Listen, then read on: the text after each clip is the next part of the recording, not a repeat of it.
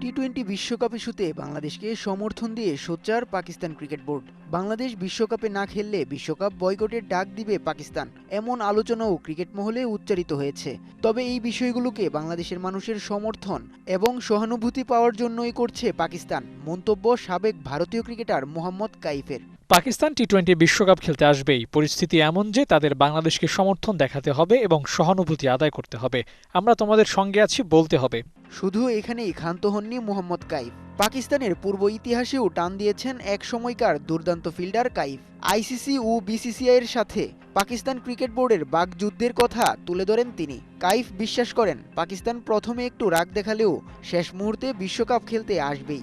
ইতিহাসে আমরা বহুবার দেখেছি পাকিস্তান একটু রাগ দেখায়, প্রশ্ন উত্তর চলতে থাকে, আর শেষ মুহূর্তে তারা খেলতে আসে, কারণ না এলে এদের অনেক কিছু ক্ষতি হয়ে যায়। বাংলাদেশ, ভারত, পাকিস্তান এই ত্রিমুখী কথার লড়াই কোথায় গিয়ে থামবে?